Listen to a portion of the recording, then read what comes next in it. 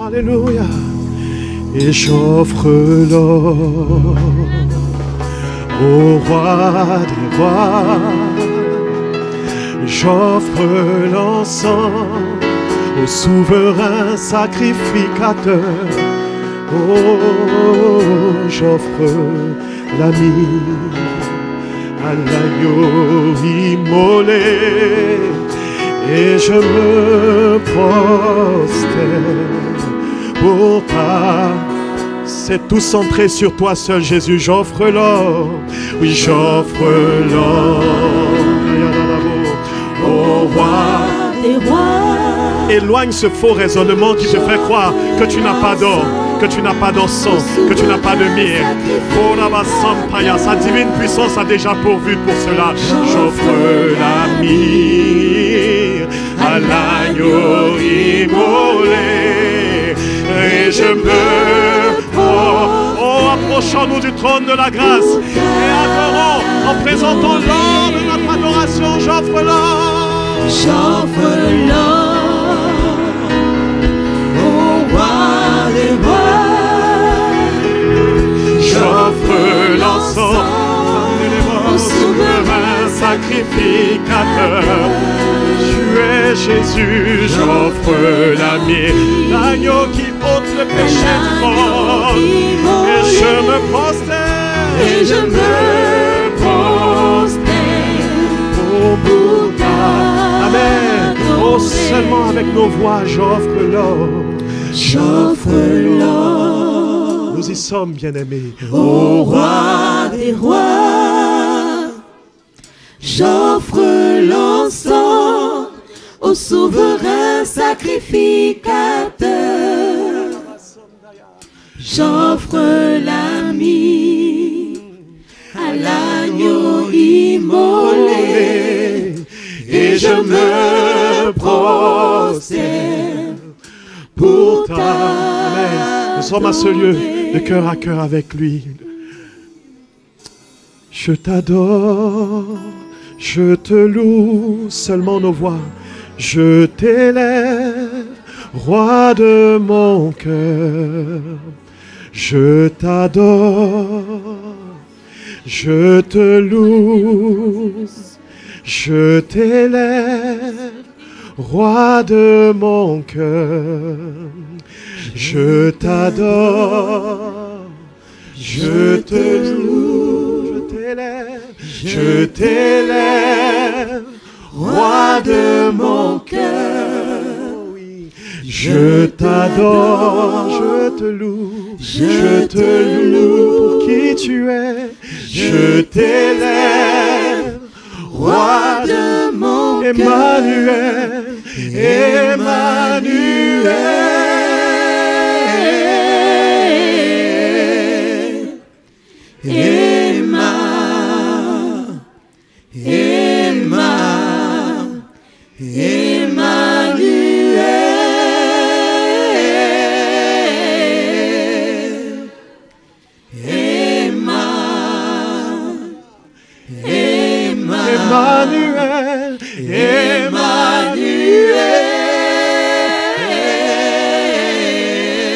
nous t'adorons. Yeshua, Emmanuel,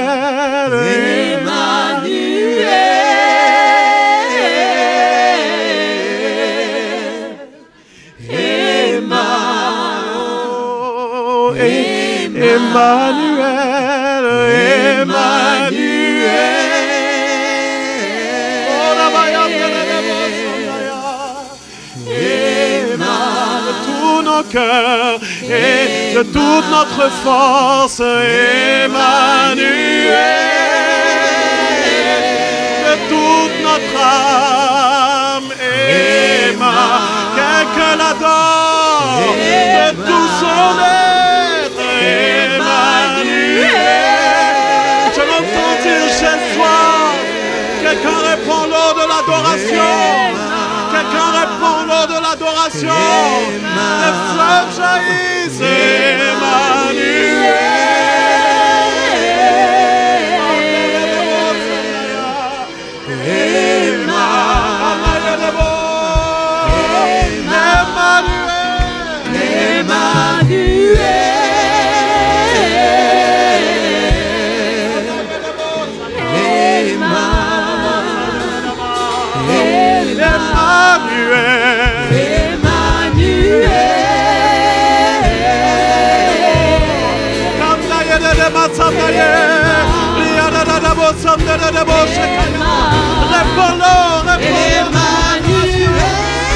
Brise le vase d'albâtre.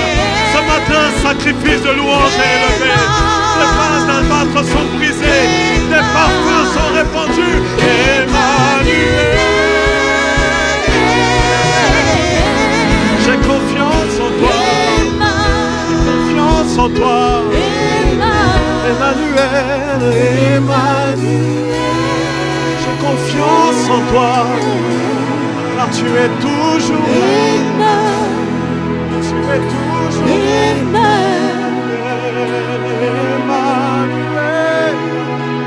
Le vase d'albâtre est brisé. Un parfum de reconnaissance pour le roi des rois. J'échange mon vêtement de tristesse pour un vêtement de louange. J'échange la peine pour la joie du Seigneur. J'échange la faiblesse pour la force du Seigneur. Tu es tout ce que j'ai de plus précieux.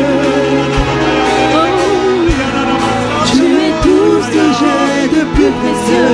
Oh, tu es un vrai adorateur, adore-le. Tu es tout ce que j'ai de plus précieux. Tu es tout ce que j'ai de plus précieux. Oh, disons-le, le Père a envie de l'entendre ce matin. Tu es tout ce que j'ai de plus précieux. Tu es tout ce que j'ai de plus précieux. Au-delà du travail, tu es tout ce que au-delà du mariage, au-delà de la provision financière, au-delà des frères et des sœurs. Jésus, tu es au centre de ma vie. C'est pourquoi rien ne peut m'ôter ma joie. Rien ne peut m'ôter ma joie. Tu es tout ce que j'ai de plus précieux. Je t'ai toi, Seigneur. Tu es tout ce que j'ai de plus précieux. Tu es tout ce que j'ai de plus précieux. Tu es tout ce que j'ai de plus précieux.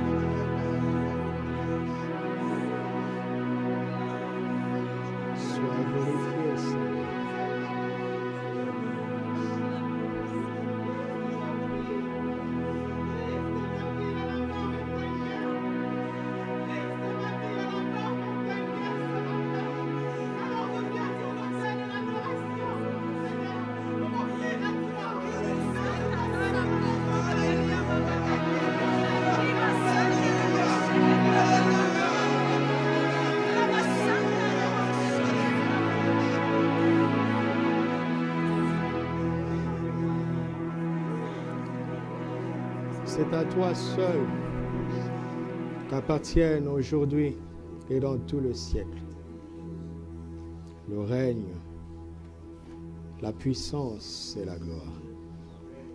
À toi seul, Jésus. Nous t'aimons, Seigneur, et nous sommes reconnaissants pour toutes choses, car tu es tout pour nous. Tous les jours, à chaque instant, dans tous les domaines de notre vie, c'est toi, Jésus. C'est toi. Parfois, nous voyons ta main, Parfois, nous ne voyons pas parce que tu agis la plupart du temps discrètement. Mais nous avons appris à te rendre grâce en toutes choses, car notre vie est cachée en toi. Toute notre vie te concerne, tous les jours, à chaque instant, tous les jours. C'est pourquoi nous voulons honorer ta présence en ce moment spécial et te donner toute notre attention, l'attention de nos cœurs, car ta parole a une valeur suprême. C'est par elle que nous vivons. Ouvre ta bouche, je t'en prie, et parle-nous. Parle à nos cœurs, à chacun de nos cœurs, Seigneur. Tu as notre attention, tu as notre confiance, tu as notre foi, précieux Jésus. Amen. Gloire à Dieu. Alléluia. Marc chapitre 11.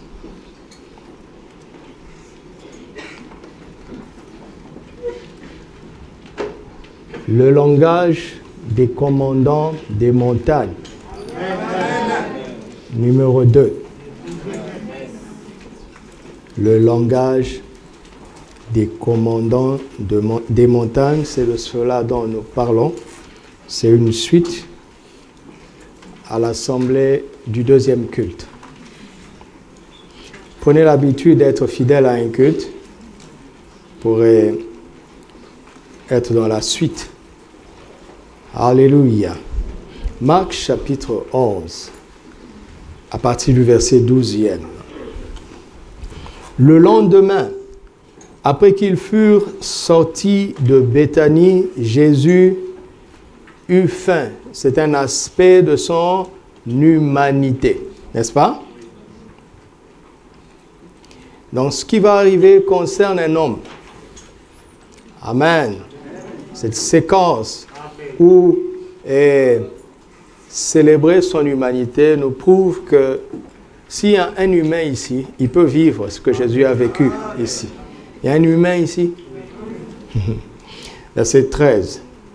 Apercevant de loin un figuier qui avait des feuilles, il alla voir s'il y trouverait quelque chose. Et s'en étant approché, il ne trouva que des feuilles, car ce n'était pas la saison des figues.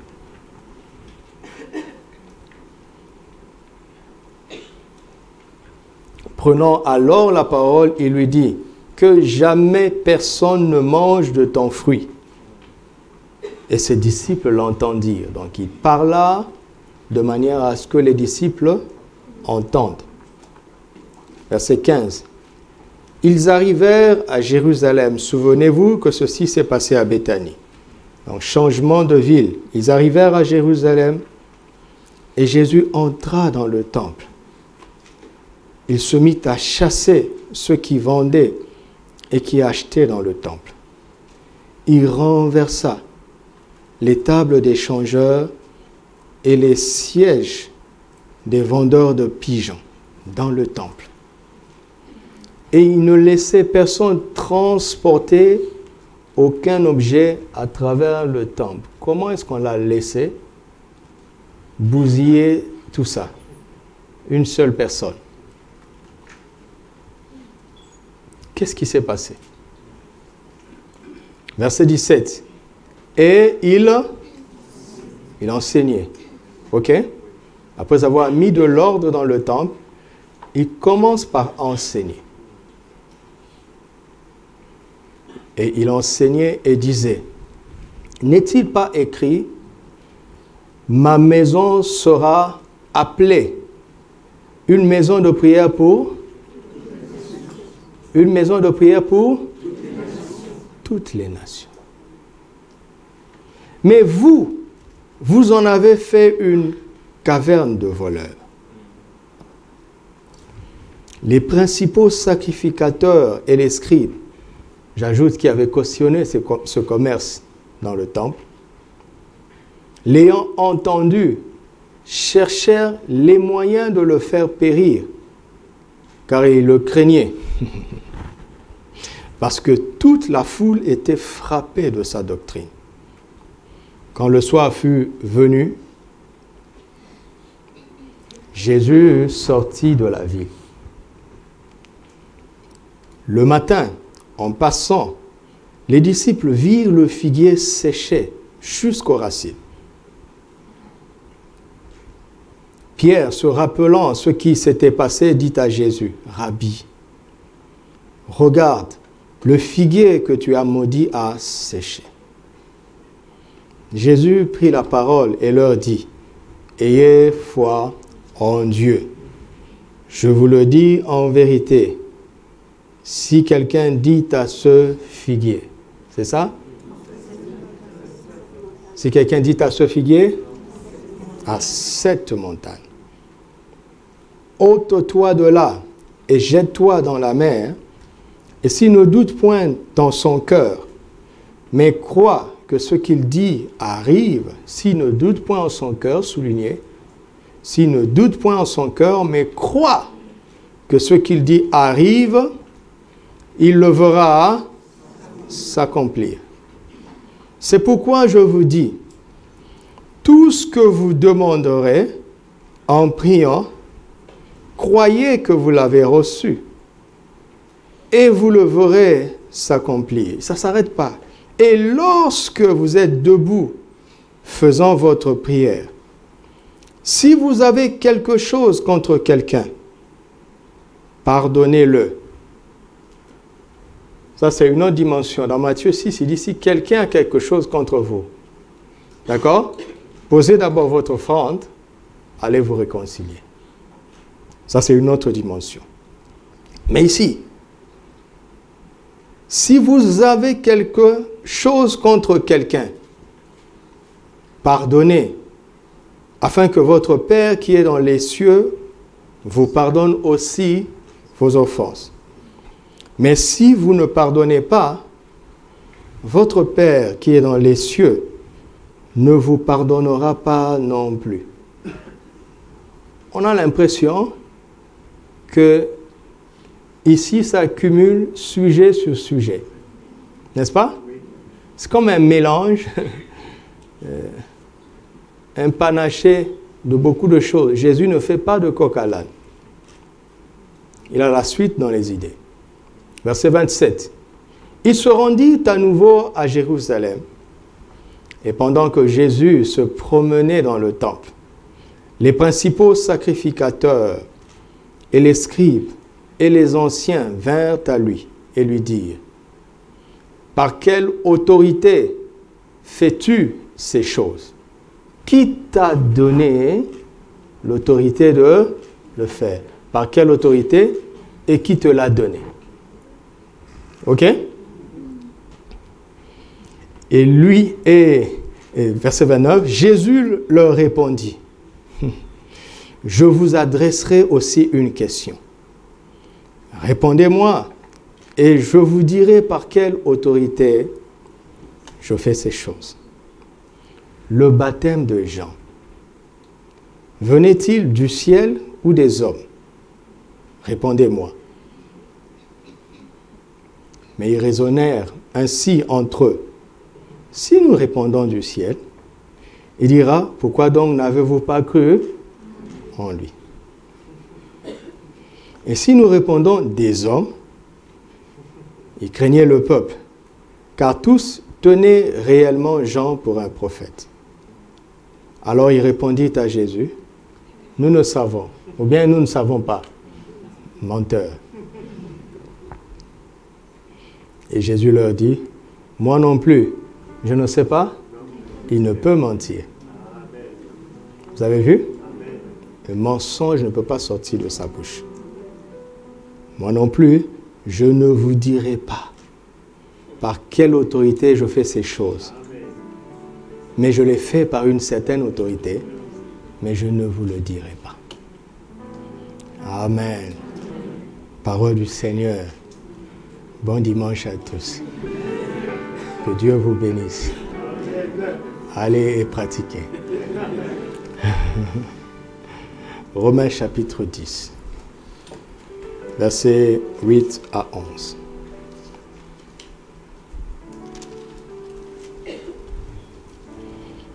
Et tu prépareras le verset 11 dans la version de la parole vivante. On lit d'abord dans 8 secondes. Romains 10, 8 à 11. Que dit-elle donc? La parole est près de toi, dans ta bouche et dans ton cœur. Or, c'est la parole de foi que nous prêchons. Si tu confesses de ta bouche le Seigneur Jésus, et si tu crois dans ton cœur que Dieu l'a ressuscité des morts, tu seras sauvé. Car c'est en croyant du cœur. Souvenez-vous, dans Marc 11, il disait, s'il ne doute pas en son cœur. N'est-ce pas? Et ici, il parle maintenant de croire du cœur. Verset 10. Car c'est en croyant du cœur qu'on parvient à la justice.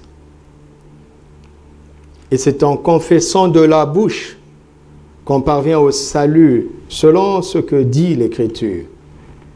Quiconque croit en lui ne sera point confus. Quiconque croit en lui ne sera point confus. Verset 11, dans la version de la parole vivante. C'est aussi ce que dit l'Écriture. Quiconque attend tout de Dieu et place en lui sa confiance ne sera pas comment? Amen. N'est-ce pas merveilleux? Quiconque attend tout de Dieu et place en lui sa confiance ne sera pas déçu. Saint-Esprit, aide-moi à communiquer fidèlement ta pensée ce matin à ce précieux peuple. Au nom de Jésus. Amen. Nous voyons dans notre texte de base qui se trouve en Marc chapitre 11, l'instruction du Seigneur est celle-ci.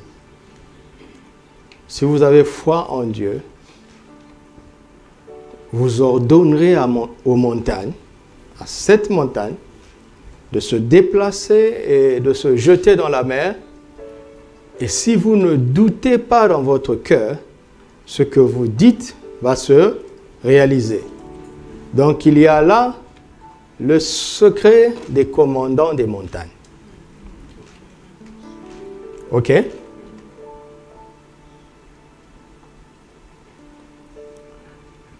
La foi en Dieu fait de nous, fait du croyant, un commandant des montagnes.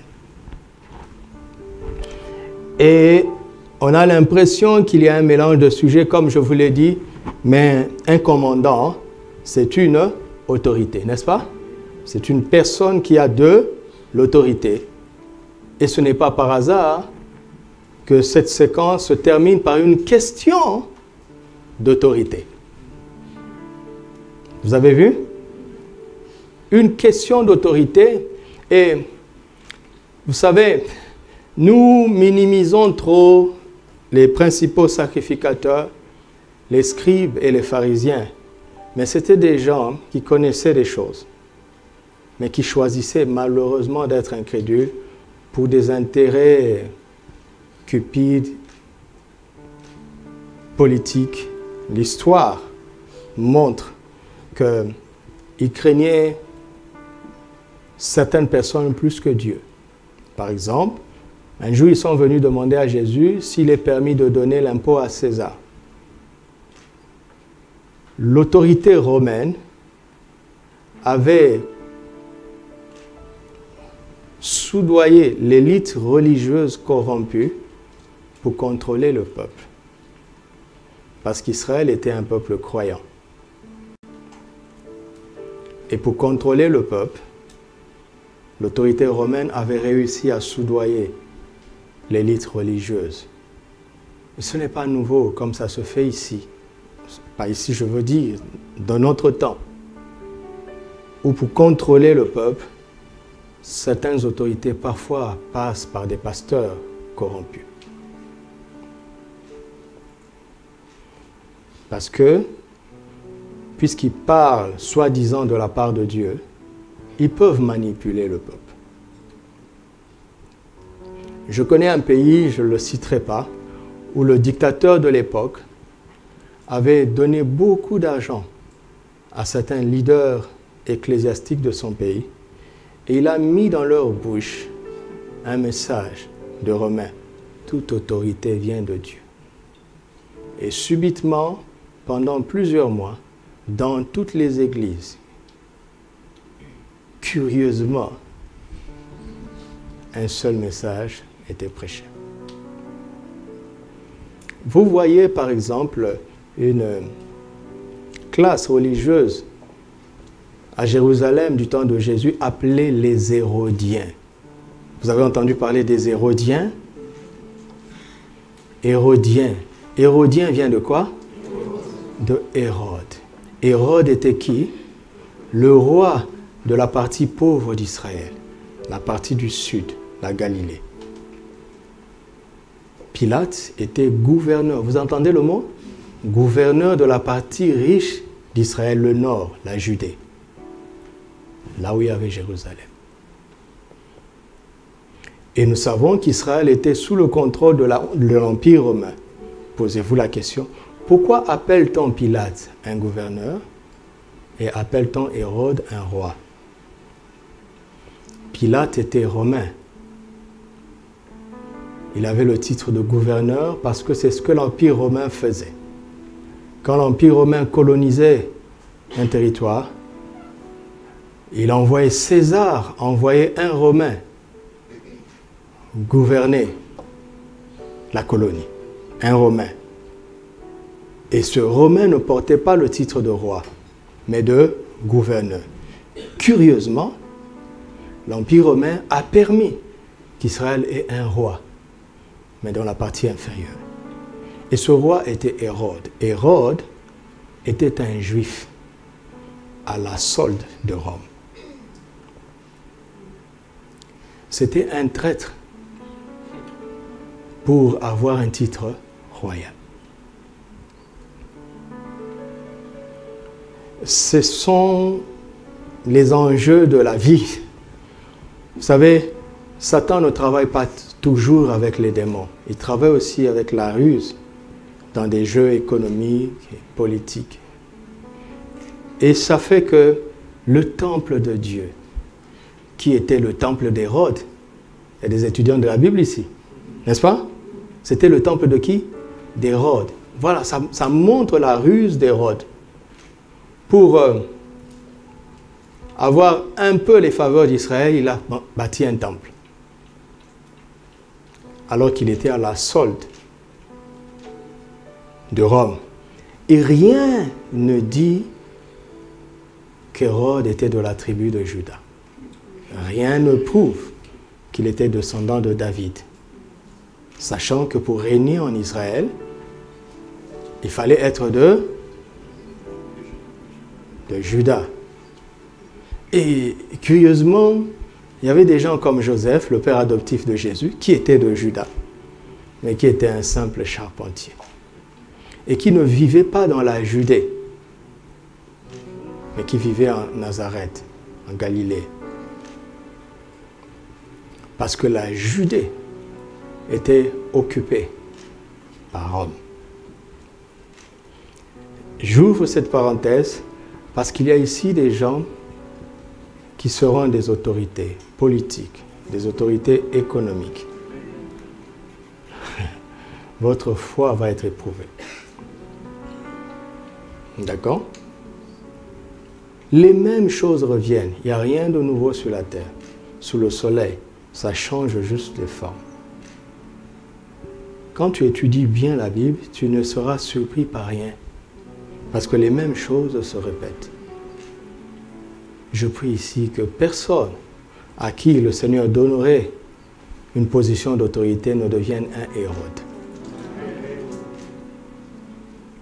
Alléluia.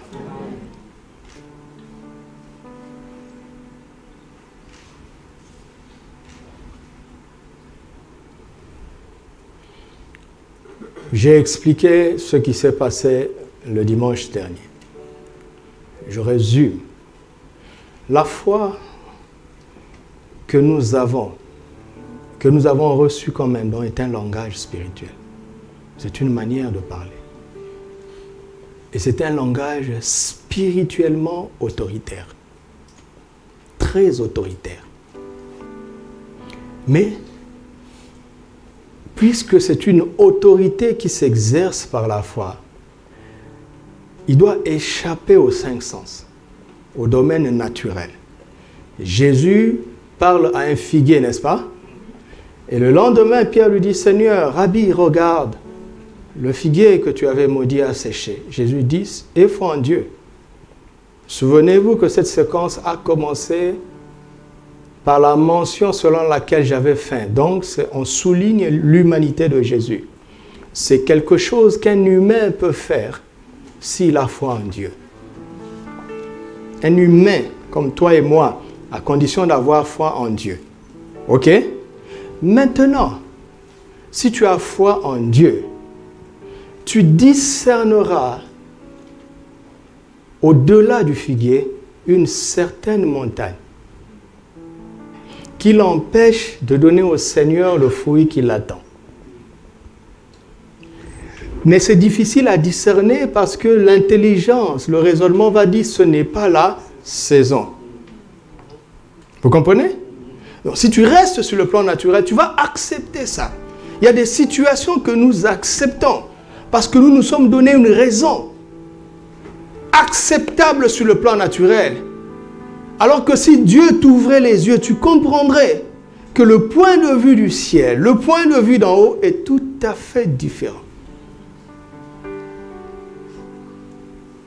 Ce n'était pas la saison selon les hommes. Mais c'était la saison selon Dieu. Pourquoi? Parce que Jésus ne serait pas venu chercher un fruit là où il sait que ce n'est pas le moment. Et il discerne que ce qui empêche au figuier de lui donner le fruit dont il a besoin, ce n'est pas la saison. Il y a une montagne. Il dit 7 montagnes. Donc il ne suffit pas de parler au hasard. Il faut parler avec foi, avec discernement. Notez ça. Il faut parler avec foi et avec... parler par la foi avec discernement. Alléluia. Là, j'ai résumé le message du dimanche dernier. Aujourd'hui, il sera question de savoir comment accéder à ce discernement. Ça, ce sera la portion d'aujourd'hui. D'accord? Comment accéder à ce discernement pour voir au-delà de figuier cette montagne, une montagne précise, quelle que soit la situation. Comment arriver à voir la montagne qui est cachée derrière l'idée acceptable sur le plan rationnel des saisons, mais qui t'empêche à l'Église de donner au Seigneur le fruit qu'il attend.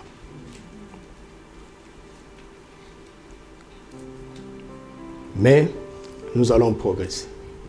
Dans 2 Corinthiens chapitre 5, verset 7 à la fin, Paul dit, nous ne marchons pas par la foi, car nous ne marchons pas par la vue, mais par la foi, car nous ne marchons pas par la vue, mais par la foi. La vue, ici, symbolise les 5 sens. Vous voyez? Les yeux de Jésus voyaient un figuier qui n'a pas de fruits, parce que ce n'est pas la saison. Mais la foi voyait un figuier qui aurait pu donner le fruit, mais qui était empêché par une certaine montagne. Ok? Allons-y. Regardez.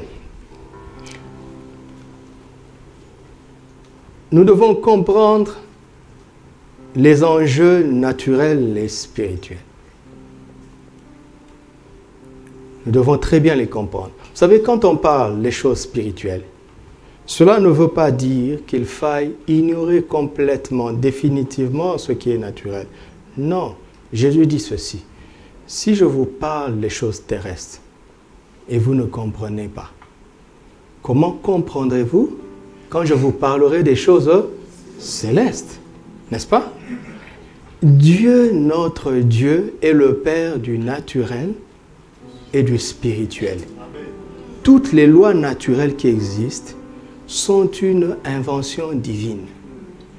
Toutes les lois spirituelles sont aussi divines. Devenir spirituel ne veut pas dire ignorer les choses naturelles. D'accord? Mais c'est découvrir une dimension supérieure aux choses naturelles. Amen. Dieu fait, la Bible est pleine de parallélismes entre le naturel et le spirituel. Par exemple, Dieu nous montre que, ultimement, finalement, l'histoire entre Dieu et l'humanité se résumera en un mariage entre l'Église, qui est l'ensemble de tous les croyants, et Jésus, l'époux. Il y a moi je ne l'appelle pas pasteur, dans mon pays, pour moi c'est un charlatan qui prône la polygamie. Oui, et il cite tous les patriarches. Ils ont tous eu plusieurs femmes, tous, à commencer par Abraham.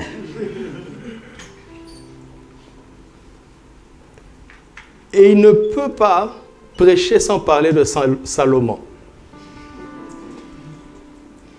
Mais vous savez comment Salomon a fini. Et là où il blasphème, c'est quand il dit Jésus, un seul époux. Et l'Église, tous les croyants, n'est-ce pas que Jésus est, je ne peux même pas prononcer. C'est là où il blasphème. C'est là où on comprend qu'en fait, ce n'est pas simplement un charlatan, c'est un envoyé de Satan. Et son Église est grande. Pourquoi? Parce qu'il y a là-bas tous les chrétiens polygames. Vous savez, des gens qui sont riches et qui veulent se couvrir dans le sang de Jésus sans abandonner leur énième bureau. Ils ont trouvé un pasteur, mais une église. Ils ont l'un des bâtiments d'église les plus beaux du Congo. Parce que le flou, ils en ont l'argent sale des polygames. Mais mon propos, c'est quoi? C'est le parallélisme entre le naturel et le spirituel. L'idée du mariage est finalement le mariage ultime entre toute l'Église et Jésus. Amen. Le Bluetooth n'est pas la sorcellerie. Le Wi-Fi n'est pas la sorcellerie. Le téléphone n'est pas la sorcellerie. C'est Dieu qui a créé les ondes. Donc, aller étudier pour comprendre les lois naturelles, c'est vraiment être spirituel. Pourquoi on laisse les lois naturelles aux païens? Je vais vous donner un exemple. Par exemple, je ne sais pas, je n'ai aucune preuve. Mais si on vous dit que Mark Zuckerberg est un franc-maçon, vous allez tous accepter. Pourquoi? Parce qu'il est devenu millionnaire en un clin d'œil. Qu'est-ce que cela veut dire? Vous considérez que Dieu ne peut pas enrichir les chrétiens. Facebook est une invention diabolique. C'est une intelligence diabolique derrière. C'est peut-être vrai, mais si le diable a inspiré Facebook, le Saint-Esprit peut inspirer infiniment mieux. Alors, qu'est-ce que tu fais avec ta spiritualité? C'est là, tu l'as dit pour le voisin. Tu dois le dire pour toi-même. Ça, c'est la calomnie.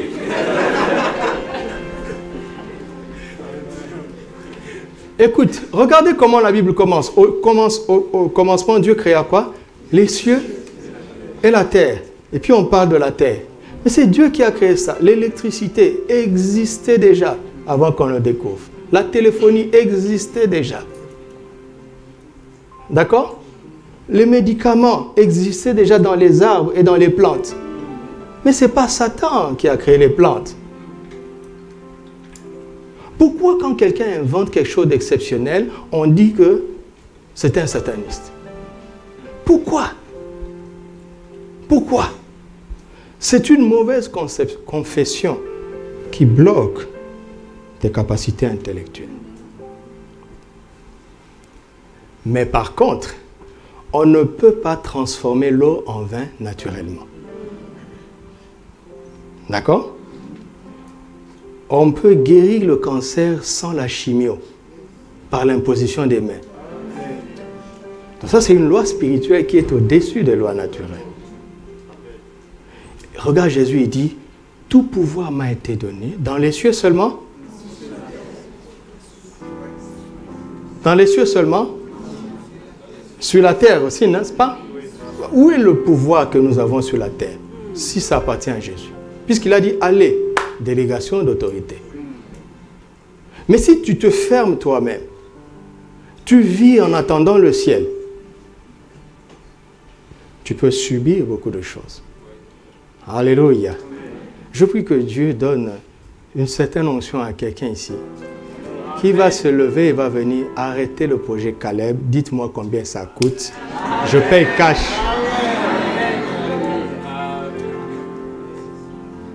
Mais toi, quand tu penses à la prospérité, tu penses déjà à ta famille et à ton village. Des païens. Non? Au lieu de penser au salut des âmes, Dieu regarde et dit, mais l'or et l'argent m'appartiennent. Si je lui donne, il va engraisser les païens.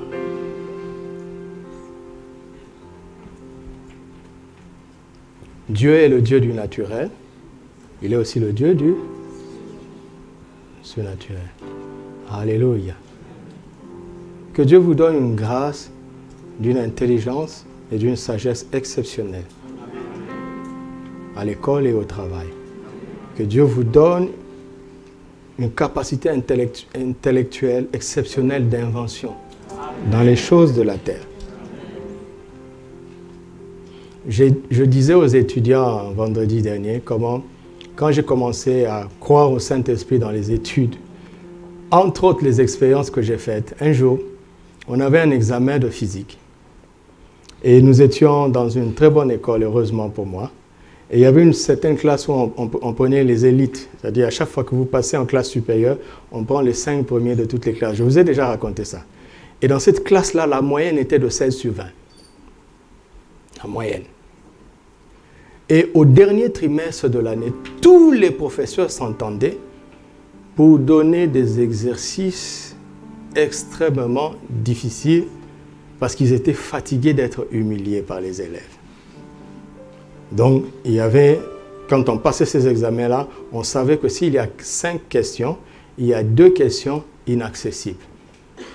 Simplement parce que le prof voulait nous montrer qu'il est le prof.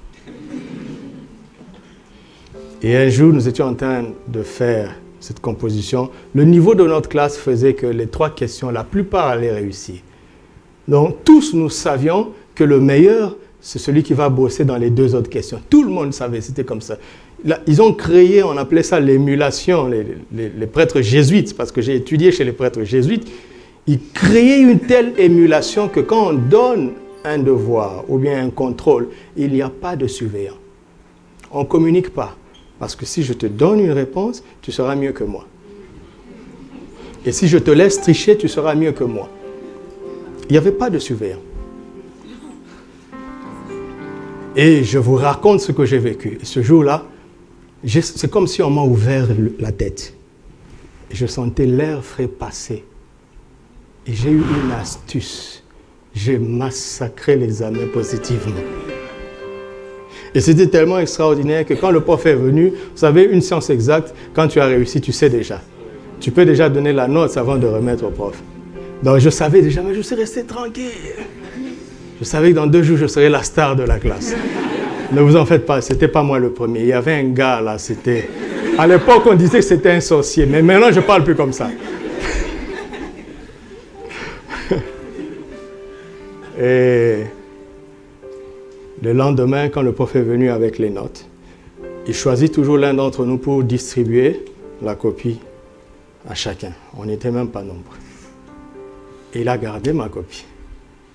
Donc on a donné à tout le monde. Moi, je n'ai pas eu. Dans mon cœur, je souriais déjà. Et puis il a dit au jeune homme, va te laver les mains pour prendre la feuille de Lungu et lui remettre. Que cela t'arrive au nom de Jésus. Mais attendez, ça c'était par le Saint-Esprit, je vous assure. Je vous ai déjà dit que je n'étais pas le premier. On sait que tous les papas sont les premiers de classe. Même si ça ne se prouve pas. J'étais pas le... Mais ce jour-là, ça a été surnaturel. Jésus marche sur les eaux. Ses disciples disent que c'est un fantôme. Quelle déception. Mettez-vous à la place de Jésus. Donc c'est le fantôme qui peut faire ça. Vous savez que Pierre a fait quelques pas sur l'eau. Donc il a été fantomisé. Fantomas. Apôtre Fantomas. Non.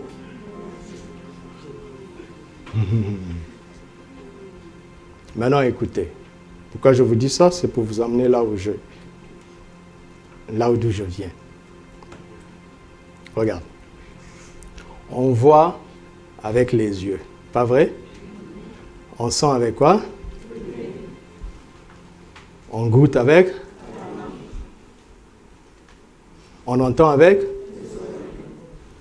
On touche avec? La peau. N'est-ce pas? Mais on croit avec? Et on parle avec? La bouche. Je recommence. Si tu as négligé le naturel, tu ne vas pas bénéficier du spirituel dans toute son intensité. Parce que Jésus a vu le figuier qui avait des feuillages. N'est-ce pas? Et il parle.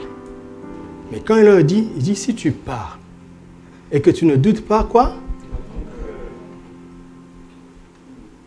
Je recommence. On voit avec, on sent avec, on entend avec, on goûte avec, on touche avec la peau, on croit avec, on parle avec, on comprend avec le cerveau. On voit avec, on entend avec, on sent avec, on goûte avec, on touche avec, on comprend avec la tête. N'est-ce pas? On comprend avec la tête. Réfléchissez. Savez-vous qu'on peut trouver tous les 5 sens sur la tête? Les yeux sont sur la tête. La bouche est sur la tête, le nez, les oreilles, la peau est sur la tête. Et la compréhension est dans le cerveau qui est sur la tête, parce que la compréhension est la synthèse de toutes les données reçues par les 5 sens. N'est-ce pas? Ce n'est pas difficile ce que je dis. Le Seigneur me parle simplement comme ça. Je n'ai pas le droit de mystifier les choses. Ce serait malhonnête et méchant. Maintenant, quand tu as quitté la tête, Jésus parle de croire dans son cœur. Attention, Jésus ne dit pas qu'il ne faille plus voir. Pourquoi il guérissait les aveugles? Pourquoi il guérissait les sourds? Parce que la vue naturelle est utile. La vue naturelle devient mauvaise quand elle t'empêche de croire dans ton cœur à cause de ce que tu as vu dans tes yeux.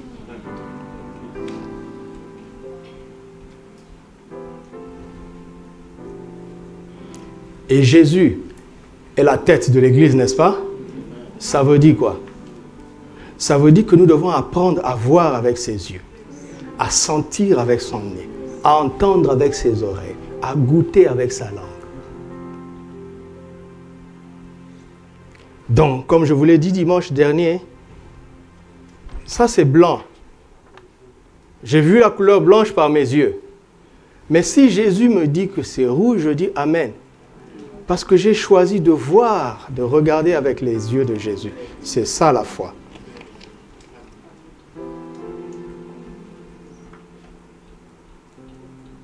Mais s'il ne me dit pas, s'il ne contredit pas la couleur, c'est que ce n'est pas un problème.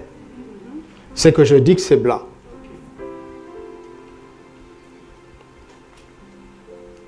Amen. Maintenant, regardez quelque chose et nous continuons. Romains 10, verset 8. Romains 10, verset 8 va nous aider. Merci. La parole est près de toi. Lisez ça attentivement, d'accord? D'accord? Admettons que la parole, ce soit la Bible. C'est une image, d'accord? On dit qu'elle est près de moi. N'est-ce pas? C'est qu'elle est là. Hein? Et il continue, il dit quoi? Dans ta bouche. Donc à l'intérieur de ma bouche et à l'intérieur de mon cœur. Pour Dieu, pour qu'il arrive à la conclusion que sa parole est près de quelqu'un, il doit voir si cette parole est dans sa bouche et si elle est dans son cœur. Qu'est-ce que ça veut dire? Ça veut dire que quand Dieu dit que la parole est près de toi, il n'est pas en train de parler d'une position géographique. Il est en train de dire, tu n'es pas loin de l'expérience de cette parole. Tu n'es pas loin. Tu es à 1 millimètre de l'expérimenter. Pourquoi? Parce que j'ai regardé à ta bouche, j'ai vu ce langage dedans. J'ai regardé à ton cœur, j'ai vu cette foi à l'intérieur. Jésus a dit quoi? Le royaume de Dieu est proche. Répentez-vous et quoi? Le royaume de Dieu est proche, ça veut dire quoi? Ça veut dire qu'il suffit de peu pour l'expérimenter. Alléluia. Alors, si tu veux être très proche de l'expérience d'une parole de Dieu, qu'est-ce que tu dois faire? Tu dois la mettre dans ta bouche et dans ton cœur. Ok? Regardez Josué. Josué 1,8. Que ce livre de la loi ne s'éloigne point de... Comment je fais pour méditer?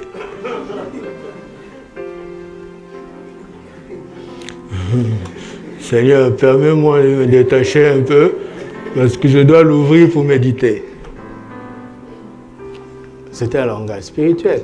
Il passe par un langage naturel pour administrer un message naturel. Regardez. Tout ce que tu manges, d'accord, n'est pas ce que tu manges. Ce que tes yeux voient dans ce que tu manges sort et va dans les lieux secrets. Ce sont les atomes, les protéines, les vitamines, les glucides invisibles qui sont la nourriture que tu manges dans ce poulet visible, dans ce pain visible. Donc même dans la science, il y a une dimension de foi. Les choses invisibles sont rendues visibles par le microscope. Vous avez fait un peu de chimie, de biologie, on te dessine les protéines, les lipides. Qu'est-ce qui vous dit que c'est ça? Et c'est vraiment ça. Mais c'est parce qu'ils ont vu sa réalité invisible. C'est par la foi que nous reconnaissons que le monde ont été créés par la parole de Dieu, en ce que ce qu'on voit vient de ce qu'on ne voit pas. La foi est la mère de la vue. S'il n'y avait pas eu de foi, il n'y aurait rien à voir. Les choses visibles existent parce que les choses invisibles ont existé d'abord. Vous avez vu comment je vous parle? Je suis en train de vous transmettre des pensées invisibles rendues audibles par les mots que vous pouvez entendre.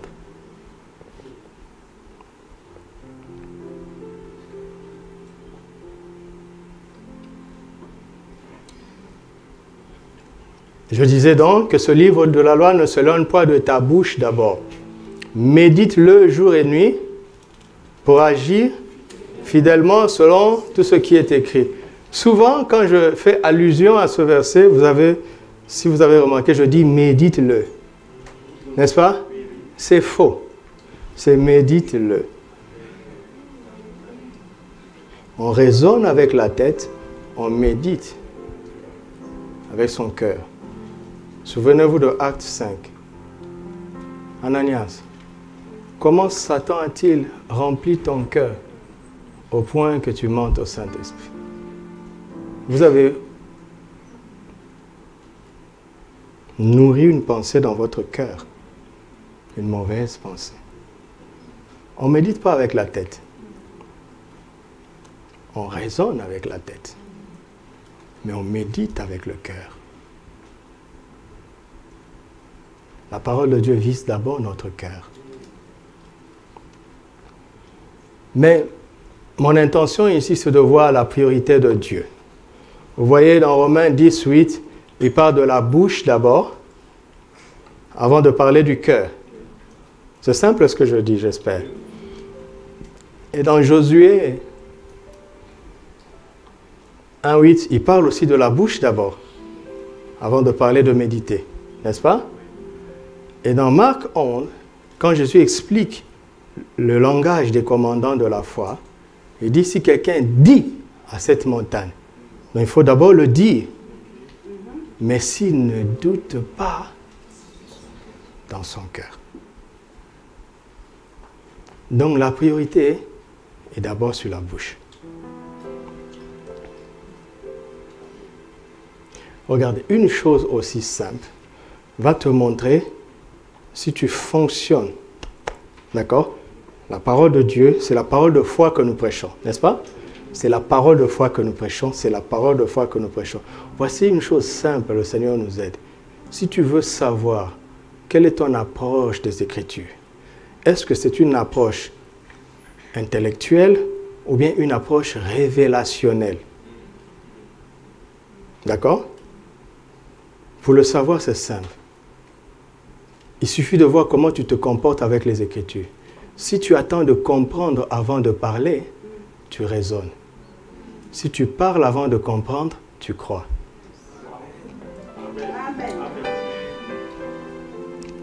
Vous comprenez? Regardez. Il y a une image très forte. Une femme a réussi dans cette affaire. La femme qui avait 12 ans de perte de sang. Vous savez tous les risques qu'elle a courus. Mais on explique. Pourquoi elle a osé faire tout ça? On dit, ayant entendu parler de Jésus, elle alla et toucha. Mais la Bible explique, elle dit, elle se disait en elle-même, si seulement je puis toucher le bord de son vêtement, si seulement je puis toucher le bord de son vêtement, je serai guéri. Si seulement je puis toucher le bord de son vêtement, je serai guéri. À force de le dire, elle a eu le courage de sortir de sa chambre. Si seulement je puis toucher le bord de ce vêtement. Et sa foi commença à grandir. Mais la loi lui dit, tu dois crier impur, tu dois crier impur. Si seulement je puis toucher le bord de ce vêtement. Mais si on découvre que tu es dans cet état, on va te lapider. Si seulement, si seulement, si seulement.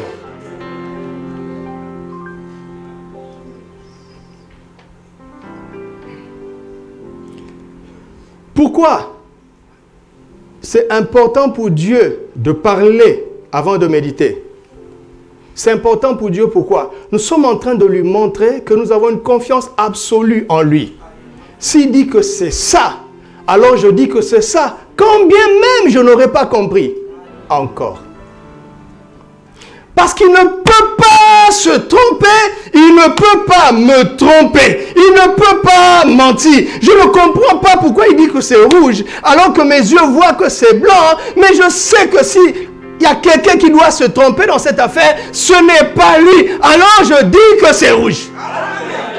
Et finalement, je me rendrai compte que c'était rouge. Est-ce que vous savez qu'il y a des gens qui naturellement confondent le vert et le rouge? Pour eux, c'est vraiment vert alors que c'est rouge. Vous savez ça? Qui t'a dit que ce que tu vois est vrai? Qui t'a dit que ce que tu crois est vrai?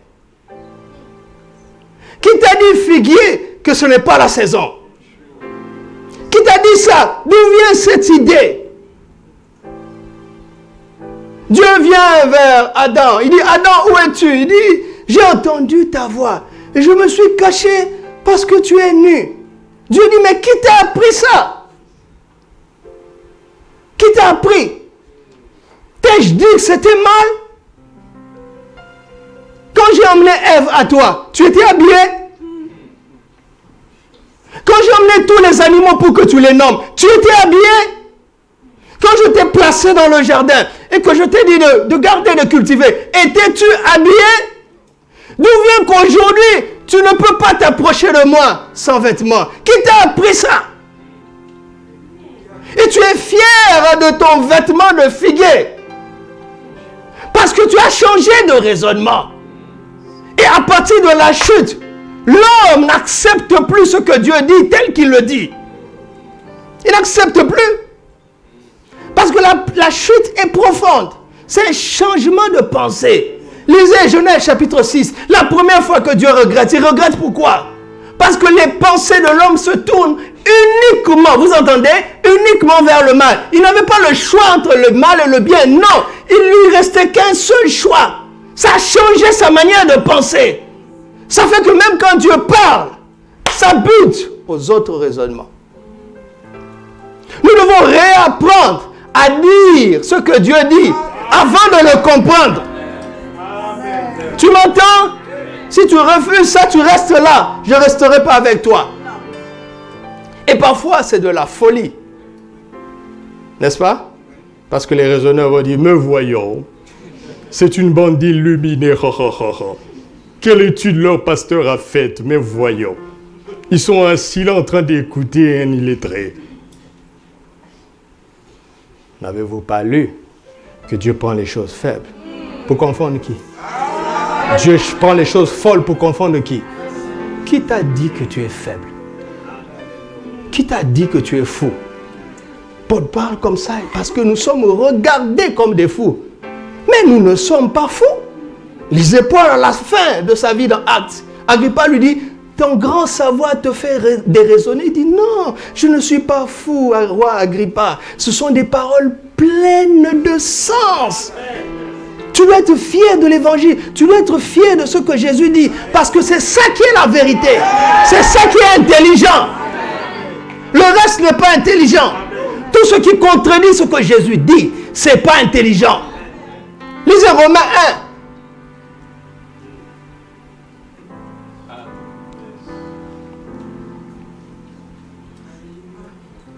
Ayant connu Dieu dans la création, ils ne l'ont pas glorifié comme Dieu et ils ne lui ont point rendu grâce.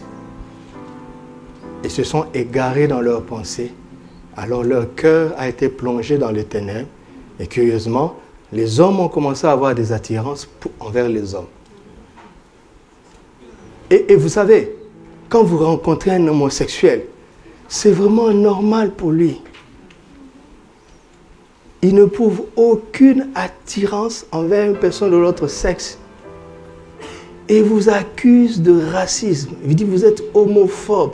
Je n'ai pas choisi d'être comme ça. Pourquoi vous êtes homophobe, disent-ils. Je ne dis pas qu'ils ont raison, mais il faut comprendre qu'ils raisonnent à l'envers. Mais pour arriver là-bas, il faut refuser l'évidence que Dieu met devant toi. Fais attention, le doute et l'incrédulité, il ne faut pas jouer avec ça. Tu peux basculer dans un truc bizarre. Bizarre. Quand Dieu te dit, prends courage mon enfant, arrête de dire, Seigneur, toi tu es toujours comme ça. Moi je te sers, moi je prie, et puis tu ne m'aides pas, impoli. Quel enfant impoli tu es? Tu es impoli. C'est impoli. Fais attention, parce que le doute et l'incrédulité, le jour où le Saint-Esprit se retire, tu bascules dans un autre monde. Que Dieu nous garde. La bouche d'abord, d'accord? Oui, nous avons besoin de comprendre. Mais on n'est pas en débat avec Jésus. Je ne suis pas en débat avec Jésus. Je lui dis, Seigneur, je ne comprends pas. Mais puisque tu l'as dit, regarde Pierre, Seigneur, nous avons péché toute la nuit. sans rien prendre. Et vous savez ce que ça veut dire? Si nous avons échoué la nuit, il n'y a aucune chance de réussir la journée. Je suis un pêcheur professionnel. Heureusement qu'il n'a pas mis point. Mais sur...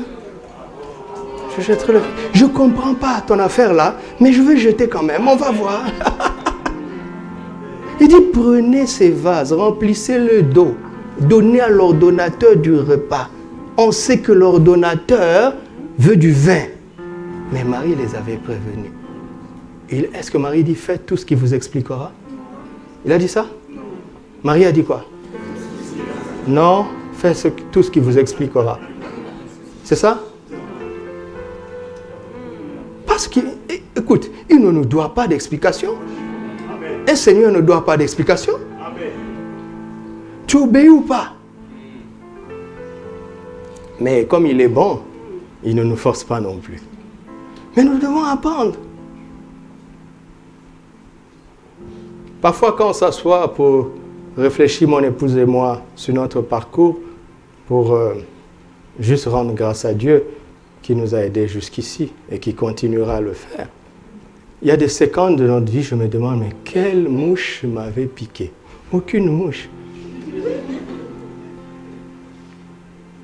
Vous savez, il y a certaines choses qu'on fait en obéissant à Dieu. Si tu fais marche arrière, tu dis, mais c'était une pure folie. Est-ce que je suis fou? Ce n'était pas de la folie. Ça avait l'air d'être de la folie. Vous m'entendez? Parlez d'abord. Alléluia. Il a dit à Abraham, on ne t'appellera plus. Vous avez entendu? Il n'a pas dit, tu ne t'appelleras plus. Il a dit quoi? Donc, qu'est-ce qu'Abraham devait faire? Il devait aller devant les gens et leur dire, à partir d'aujourd'hui, appelez-moi Père d'une multitude. Le vieux père a perdu la tête. Seigneur, si ça restait au moins entre nous, hein? Ce serait plus simple, non? Regardez, la Bible dit quand il a maudit le figuier, ses disciples l'entendirent. Mais Jésus n'était pas obligé de parler à haute voix.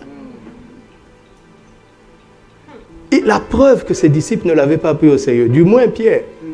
Parce que le lendemain, quand ça a séché, il dit, Seigneur, regarde, il est étonné. Mais pourquoi tu es étonné, Pierre? Pensais-tu que ça allait être autrement? Qu'est-ce que ça veut dire? Ça veut dire que Pierre n'a pas oublié ça. Le lendemain, quand ils vont passer, il a poussé Jésus. Passons par là. Parce qu'il veut voir. Le gars ne croyait pas. Regarde, est-ce que Jésus a fait attention au figuier? Non, parce que pour lui, quand il a parlé, c'est fini. Alléluia! Mais le figuier est resté verdoyant. Mais Jésus, qui avait vu cette montagne qu'on ne voit pas, il a vu aussi la sécheresse qu'on ne voit pas. Et avec le temps, ça se manifeste. Alléluia! La foi est une ferme assurance des choses qu'on espère. Une démonstration de quoi? Tu n'as pas la foi quand c'est rendu visible. Non! Ça, c'est le témoignage. Ça, c'est là où tu rends témoignage. Mais tu as la foi quand tu as parlé. Alléluia! Si tu attends de voir, tu n'as pas la foi, mon ami. Va voir le médecin, c'est bon. Seigneur, au nom de Jésus, je crois à la guérison. Bénis-moi. Amen.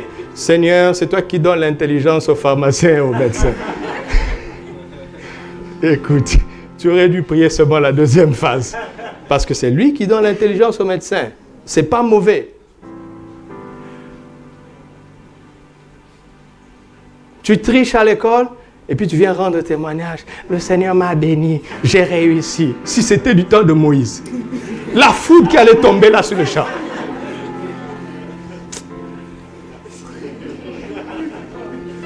Tais-toi seulement. Tu n'aurais pas dû tricher, mais comme tu as triché, ferme au moins la bouche.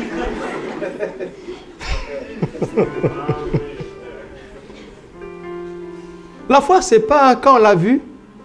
Non. Ça, c'est le témoignage. Ça, c'est le témoignage, mes amis. On n'a pas de choix, on doit aller jusque-là. D'accord? En tout cas, moi, ma décision, c'est Matthieu, Marc, Luc, Jean. Jusqu'à ce que les paralytiques se lèvent ici. Amen. Alléluia. Jusqu'à ce que les aveugles voient. Mais écoute, on ne voit pas ça encore. On ne voit pas ça encore. Mais ça ne veut pas dire que la parole n'est pas vraie.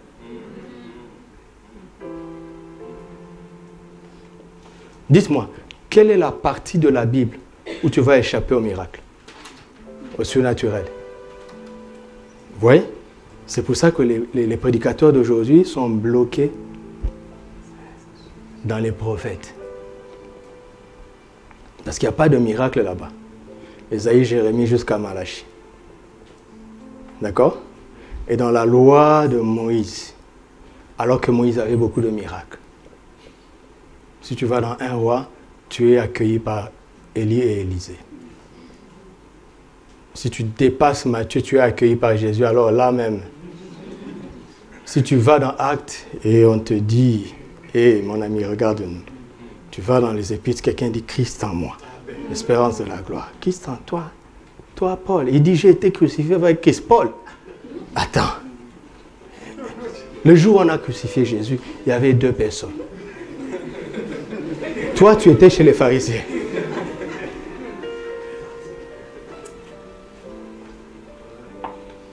Quel christianisme vous voulez? Écoute, on est chrétien pourquoi?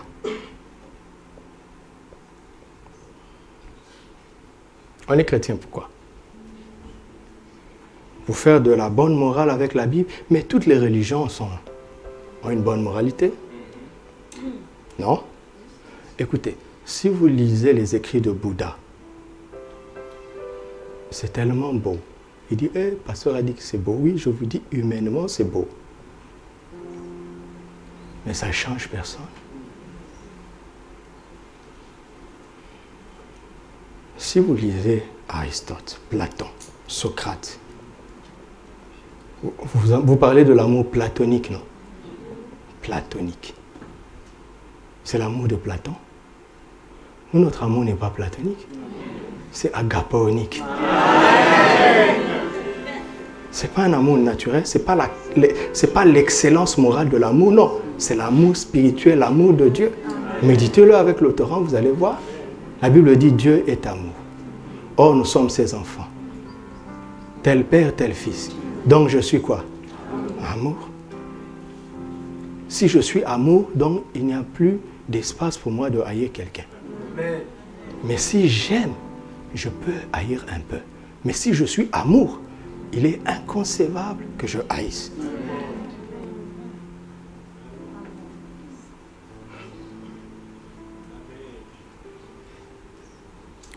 Alléluia.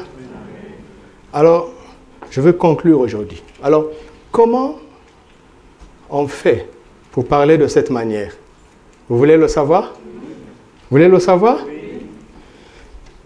Marc chapitre 11. La réponse est sous nos yeux. Verset 23. Je vous le dis en vérité, si quelqu'un dit à cette montagne, ôte-toi de là et jette-toi dans la mer, et s'il ne doute point en son cœur, mais croit que ce qu'il dit arrive, il le verra s'accomplir. Point. Mais il dit, c'est pourquoi. Vous avez vu le verset suivant? C'est pourquoi, ça veut dire quoi? Ça se tient avec ce qui précède. C'est l'explication de ce qui précède. Ou bien je me trompe? Il dit, c'est pourquoi je vous dis, tout ce que vous demanderez en priant, croyez que vous l'avez reçu et vous le ferez. Ça veut dire quoi? Ça veut dire que cette parole d'autorité vient de ton lieu secret de prière. Vous m'entendez? Quiconque pratique bien la prière peut vivre ça.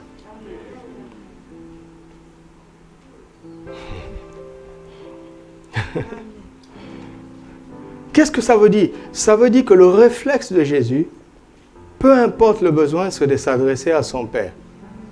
Jésus a eu faim, le réflexe, ce n'est pas d'abord de se dire qu'est-ce qu'il y a dans le frigidaire.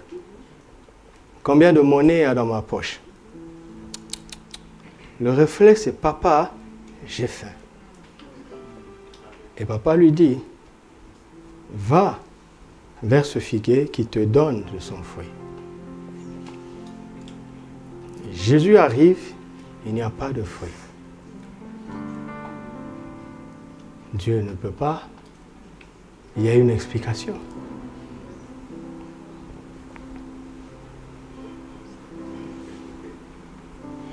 Bon, je vais prendre d'autres exemples parce que ça, c'est subjectif.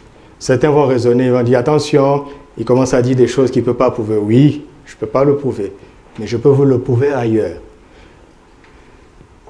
1 Roi chapitre 17.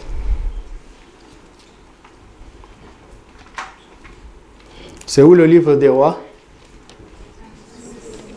Il ne faut pas regarder la table de matière. Hein? Si tu regardes la table de matière, tu es suspect. Verset 1. Élie le Tishbite, l'un des habitants de Galade, dit à Akab, il parle, n'est-ce pas? L'Éternel est vivant, le Dieu d'Israël dont je suis le serviteur. Il n'y aura ces années-ci ni rosée, ni pluie, sinon la parole de qui? Quoi? Voici un frère ici qui est rempli de foi. Il dit, j'ai saisi ma parole. Ce dictateur va me sentir. Mais ne le dis pas aussi en catimini. Dis-le de manière à ce que nous tous, nous puissions entendre. Et il y a un Pierre parmi nous qui va voir si ça va se faire. Ouais, ces gens-là qui font... Mais pourquoi ils prophétisent seulement aux riches? Pourquoi?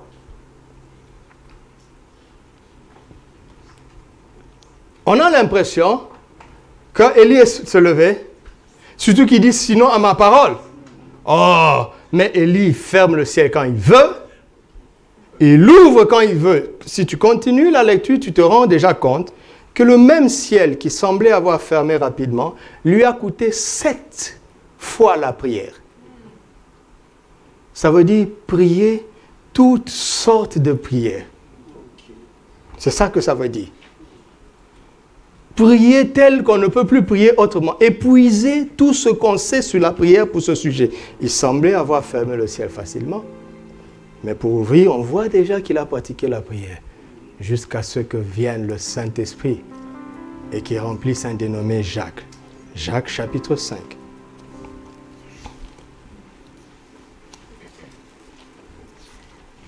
Jacques va dire quelque chose que nous ne voyons pas dans l'Ancien Testament.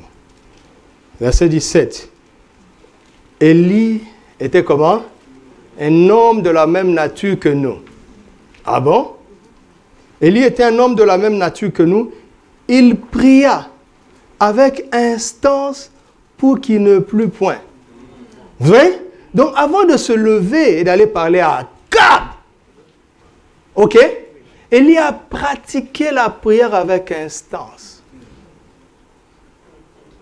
Jusqu'à ce que Dieu lui donne une parole qu'il va proclamer avec assurance, sans douter dans son cœur. Et quand il dit « sinon à ma parole », je comprends que Dieu lui a dit « voici, je te donne l'autorité de fermer le ciel, je te donne l'autorité d'ouvrir. J'ai décidé que tu peux fermer aujourd'hui, mais pour ouvrir, ça dépend de toi. » Parce qu'il dit sinon à ma parole. Nous allons expliquer beaucoup de choses d'autres plus tard. Ça, c'est un appel à la responsabilité. Ça veut dire que tu dois scruter le temps pour comprendre. Est-ce le moment propice d'ouvrir le ciel? Ça veut dire quoi? Ça veut dire que tu auras fermé le ciel pour un but et tu ne l'ouvriras pas tant que ce but ne sera pas atteint. Donc sa communication avec Dieu était complète. Il tient ça dans la prière. Les paroles, le langage des commandants des montagnes vient du lieu secret de la prière. Amen. Une autre preuve, Jean 14. Jean 14. Verset 12. En vérité, je vous le dis, celui qui croit en moi fera aussi les œuvres que je fais, et il en fera de plus grandes, parce que je m'en vais au Père. Point. Ah, il dit, et tout ce que vous demanderez en mon nom, je le ferai, afin que le Père soit glorifié dans le Fils. Si vous demandez quelque chose en mon nom, je le ferai. En réalité, on doit commencer par le verset 14, 13 et 12. On se tient dans la présence de Papa, on dit, regarde la situation. Qu'est-ce que tu penses de cette situation? Dieu dit, j'ai un avis contraire. Voici mon plan, voici mon projet, c'est ça que je veux. Tu dis, ah, Papa, donc c'est ça que tu veux? Comment est-ce qu'on peut faire pour renverser la tendance? Alors tu commences à intercéder, que ton royaume vienne, que ton règne vienne, que ton règne vienne. Et dans le lieu de la prière, Dieu te donne l'image qu'il attend de la situation. Comment il voit les choses, qu'est-ce qu'il veut renverser. Alors tu lui demandes l'autorité de le représenter pour que sa volonté soit faite. Et quand il te dit, c'est bon, je te mandate de faire ça, alors tu te lèves et tu déclares. Mais attention, quand tu es dans le lieu secret et que la parole vient à toi et que tu crois, c'est bien. Mais quand tu sors, les yeux vont te montrer la difficulté de la chose. Ça fait que même si tu parles avec assurance parce que Dieu t'a parlé dans ton lieu secret, mais tu ne dois pas douter dans ton cœur. Ça vient de la prière.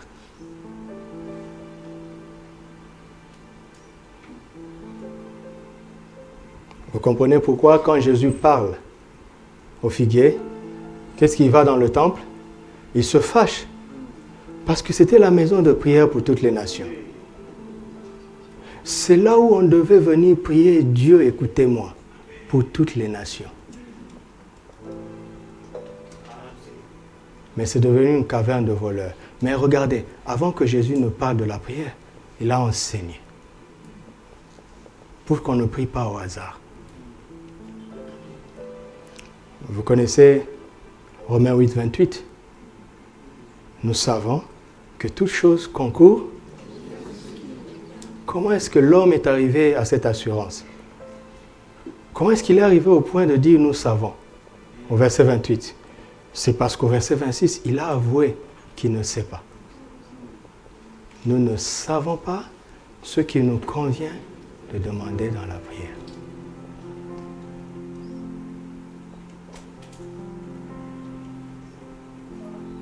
Tout le monde peut vivre ça. Si on pratique la prière selon l'enseignement de Jésus. Ce n'est pas pour les évangélistes. C'est pour un homme, une femme qui croit. Alléluia. Donc quand nous parlons du langage des commandants des montagnes, ce n'est pas un slogan, mon ami. Ça doit te pousser à genoux. Chercher la face de Dieu et chercher sa pensée, sa volonté, sa parole. Et l'assurance de la foi.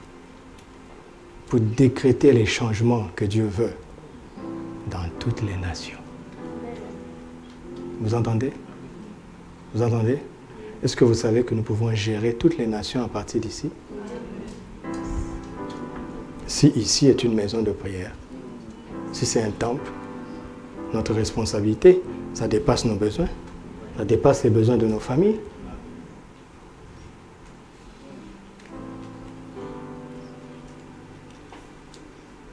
Regardez l'aura d'Élie, c'était national. Et son successeur a fait mieux. Savez-vous que c'est Élisée qui a oint le roi de Syrie?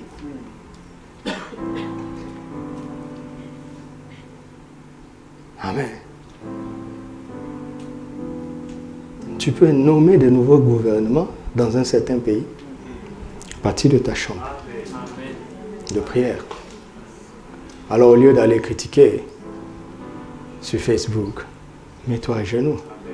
Parle au Maître du ciel et de la terre.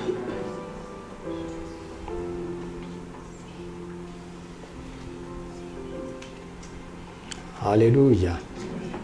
Alléluia.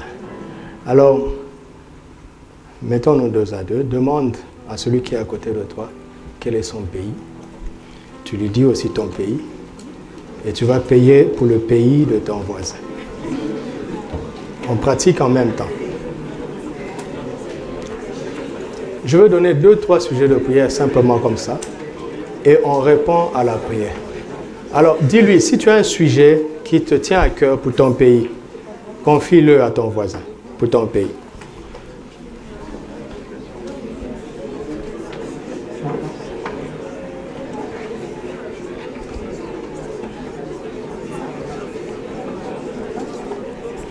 Présentons ces nations au Seigneur. Parlons au Seigneur. Simplement, simplement. Au nom de Jésus. Prions pour les nations qui sont représentées en ce lieu.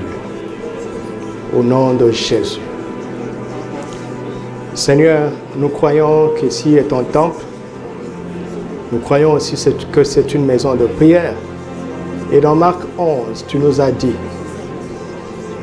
que c'est une maison de prière pour toutes les nations. Nous te présentons ces nations qui sont ici représentées. Nous appelons ton règne sur toutes les nations qui sont ici représentées. Père, au nom de Jésus, nous appelons ton règne sur toutes les nations qui sont ici représentées. Père, au nom de Jésus, nous appelons ton règne sur toutes les nations ici représentées. Père, au nom de Jésus, nous appelons ton règne sur toutes les nations ici représentées. Père, au nom de Jésus, nous appelons ton règne sur toutes les nations ici représentées. Père, que ton règne vienne sur toutes ces nations et que ta volonté soit faite sur chacune de ces nations comme au ciel. Nous ne voulons pas douter de cela. Alors que nous te le demandons, certaines pensées nous disent, est-ce possible? Et nous répondons que c'est possible. Car si cela n'était pas possible, tu ne nous aurais pas enseigné de prier ainsi. Tu es venu toi-même ici et tu nous as enseigné. Alors nous répondons à ta parole et nous appelons ton règne et la manifestation parfaite de ta volonté sur toutes les nations ici représentées. Alléluia. Écoutez-moi. Écoutez-moi maintenant. Tu restes dans la prière pour cette nation. Maintenant, tu vas prier pour l'église de cette nation-là. Toutes les autorités spirituelles. Écoute, ne réfléchis pas en termes de dénomination.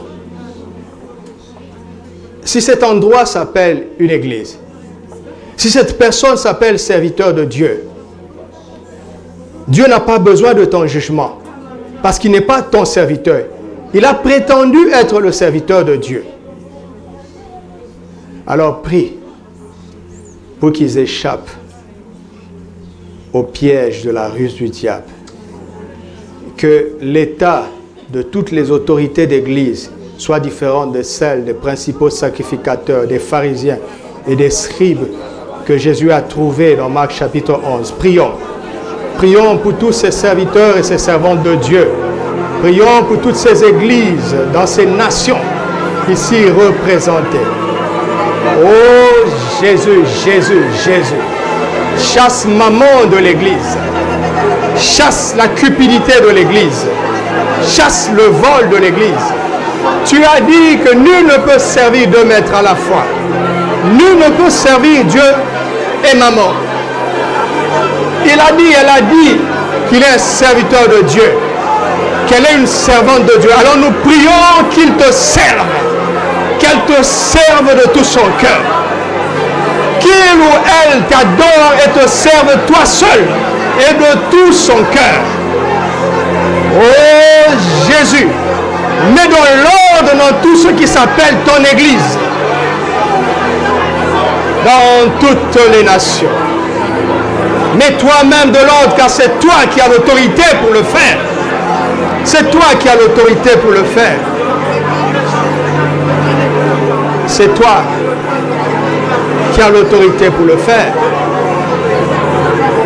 Que l'Église revienne dans ton enseignement, Jésus. Que l'Église revienne pleinement à ton enseignement, Jésus. Que l'Église ouvre son cœur et entende ce que l'Esprit lui dit. Dans chaque ville, dans chaque nation, que l'Église entende ce que l'Esprit dit. Car c'est toi qui as le discernement. C'est toi qui as le discernement.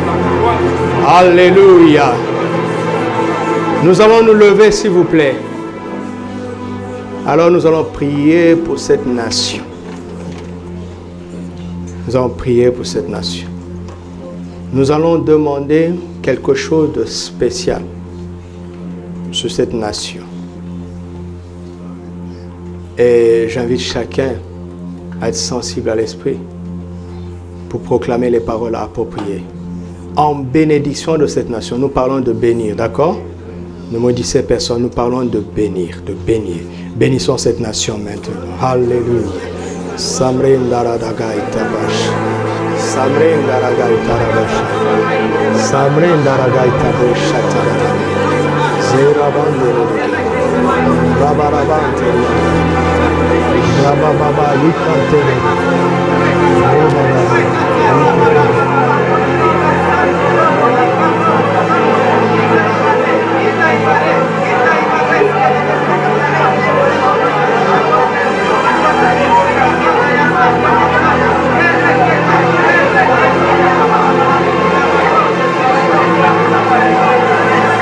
Rabaya sendoro dobosha katarana. Rabaya konte baite ramanda. Romondere gasante rebe. Le cabrina balaboshe. Écoutez-moi. Écoutez-moi.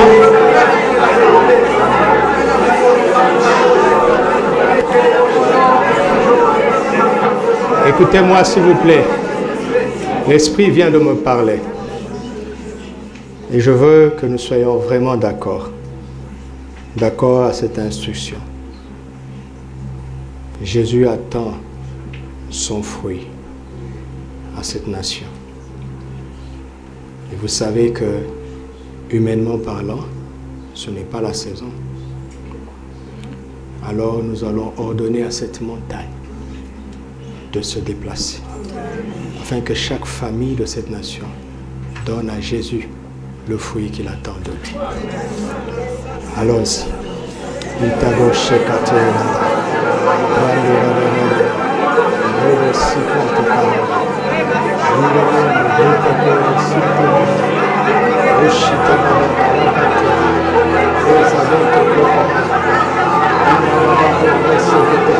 Montagne, ôte-toi de la montagne, jette-toi dans la mer. Montagne, ôte-toi sur cette nation. Toi qui empêches à cette nation, toi qui empêches à chaque ville, toi qui empêches à chaque famille, toi qui empêches à chaque maison, à chaque personne de donner à Jésus les fruits qu'il attend. Ôte-toi.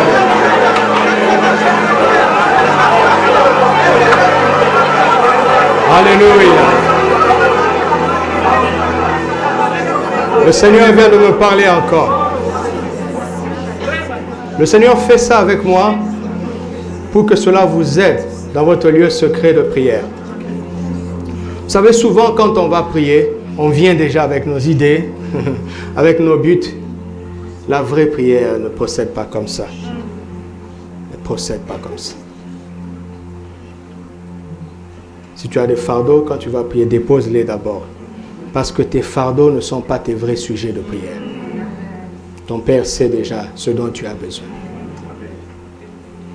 Mais apprendre à écouter l'Esprit, voilà la clé de la prière. Alors, vous avez vu, cette séquence a commencé par le fait que Jésus ait eu faim, n'est-ce pas? Jésus dit dans Jean 4, « J'ai à manger une nourriture que vous ne connaissez pas. Ma nourriture, c'est de faire la volonté de mon Père. » Amen. Amen. Jésus a faim d'accomplir la volonté de son Père dans cette nation. Alors nous allons ordonner à cette montagne, à toute montagne qui veut empêcher à Jésus de faire la volonté de son Père. Pas ce que nous voulons, d'accord? Pas ce que l'Église veut. Non, ce que Papa veut maintenant, dans cette saison, pour cette nation. Christ nous associe afin qu'avec sa foi et la nôtre, dans l'accord, nous puissions chasser cette montagne. Allons-y maintenant, au nom de Jésus. Toi qui empêches, toi qui résistes à Jésus, à l'accomplissement de la volonté de son Père, dans cette saison, dans cette nation, nous t'ordonnons maintenant, ôte-toi de là, jette-toi dans la mer, ôte-toi de là, et jette-toi dans la mer. Nous ne doutons pas, nous le croyons de tous nos cœurs, c'est pourquoi nous parlons. Nous avons le même esprit de foi que Jésus. Nous croyons, c'est pourquoi nous parlons. Nous croyons, c'est pourquoi nous parlons. Nous croyons, c'est pourquoi nous parlons. Alléluia. Écoutez-moi. Écoutez-moi. L'autorité fonctionne vraiment dans l'humilité. Un commandant ne parle jamais de son propre chef. Il parle en exécutant l'ordre de la haute hiérarchie. Voici ce que l'Esprit nous dit. Il y a eu un temps extraordinaire d'intercession et de supplication en Israël. En Exode chapitre 1. Pendant qu'ils étaient en train de souffrir et qu'ils gémissaient après le salut et la délivrance, Dieu les a exaucés par la naissance de Moïse. Mais qui avait compris que Dieu avait déjà exaucé? Au contraire, humainement parlant, il y a eu un massacre d'enfants. Parce que l'ennemi avait senti que la réponse était venue. Alors que le peuple de l'Alliance n'avait pas senti. Le peuple gémissait. Nous allons prier maintenant pour nous-mêmes, l'Église du Seigneur. Pas TPV Casa, mais l'Église du Seigneur. Que dans cet élan d'intercession et de supplication, nous ne restions pas dans les 5 sens, mais que nous puissions sentir ce que Dieu fait, au-delà de ce que nos yeux peuvent voir, que nous puissions comprendre comment Dieu est en train de mettre son plan en marche. Prions pour nous-mêmes. Alléluia. Oh, Alléluia, la mantelede.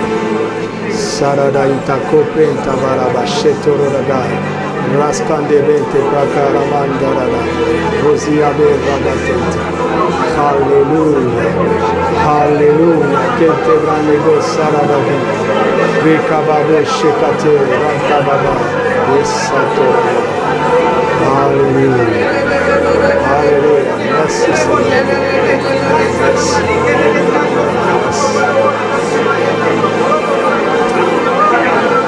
Merci. Merci.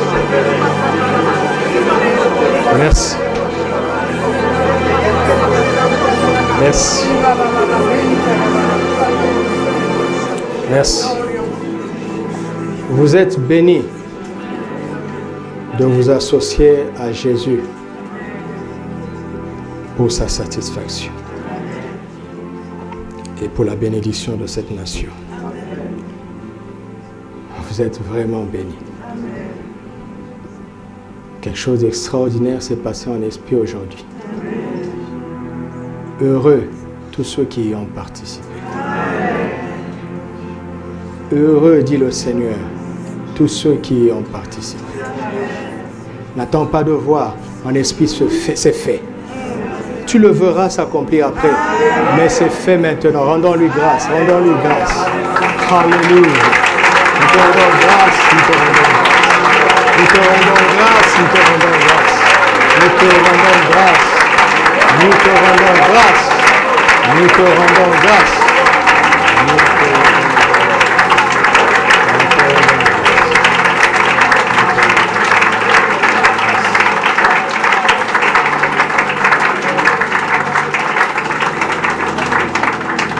Alors, étendez vos mains, je vais prier pour vous. Père, au nom de Jésus, je dépose sur chacun une grâce nouvelle de la prière dans le lieu secret par l'Esprit. Père, investis-les, investis chacun de l'autorité qui vient d'en haut. Pousse-les dans les lieux secrets, dans celui où tu investis, dans celui où tu oins, dans celui où tu parles, où tu déposes tes fardeaux dans les cœurs. Père, que chacun ici devienne un commandant des montagnes. Au nom de Jésus. Amen. C'est fait.